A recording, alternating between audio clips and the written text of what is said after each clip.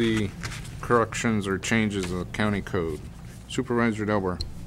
Thank you, Mr. Chairman. I have a couple of questions. I'm not sure General Services will be able to answer them, so I'm going to look at council.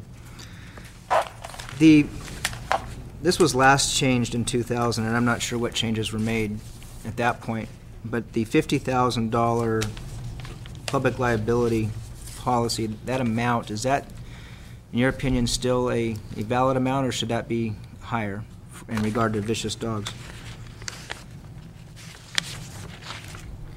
Not knowing how long ago that amount was set, I'm just looking for its validity today.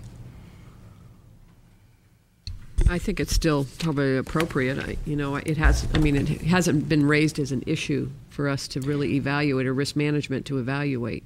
Okay, well, do we have a basis to evalluate it now based on incidents? I don't think so. Well, that's the next part of my questions is, one, how do we define vicious in this?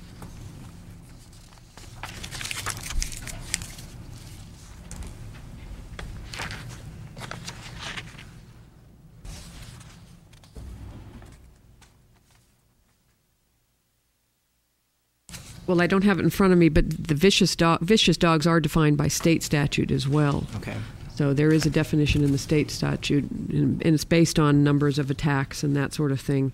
But I don't see that we have a definition in this ordinance. The only reason for the amendment to this ordinance, as I understand it, is to deal with the issues at the new dog park. Right, but it brought it before us, so I'm taking advantage of that.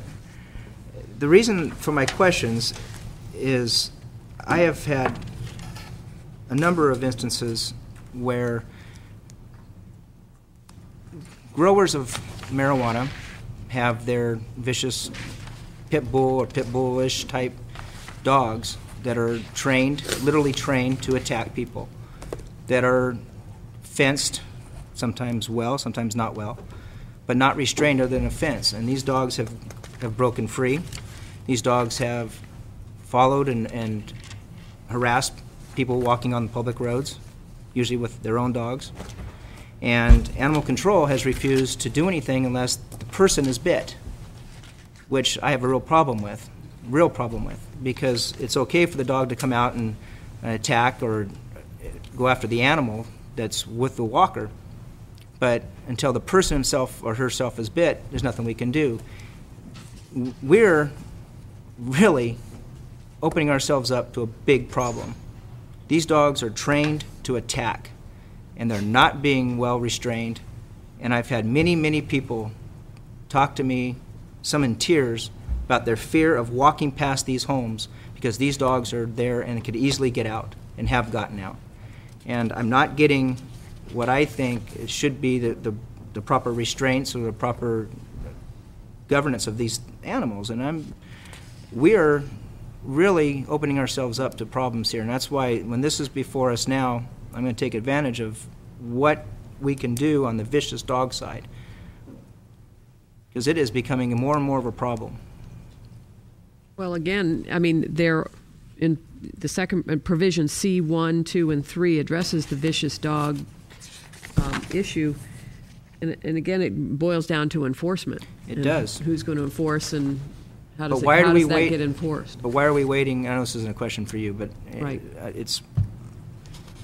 We're waiting until a person is actually physically bit before we're doing something, despite the fact that we have a vicious dog on a public road.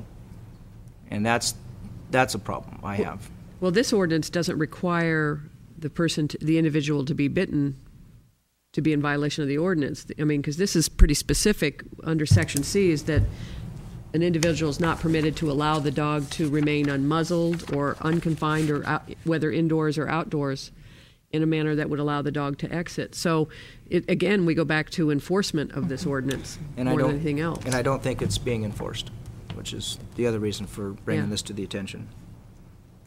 But the dollar amount was as far as this ordinance goes, that was the question I had, is that sufficient from what your experience or what you've seen? Well, but we really have nothing to go on because we haven't had any incidents. Okay. But what I'm willing to do, and I think GSA can support me in this and participate, is maybe meet with animal control officers again and go through the ordinance and explain the provisions and see if that will help in terms of their enforcement. In addition, the sheriff, also always has the ability to enforce these ordinances. I think that would be This type. something I'd like to see happen, because, and I'd be more than willing to sit in on that as well and share the experiences and the instances that I'm aware of where we have these problems. Thank you. Supervisor Smith? Thank you, Mr. Chairman. Ms. Rowe, in your opening comments, you referenced Low Gap Park, I Yes. believe.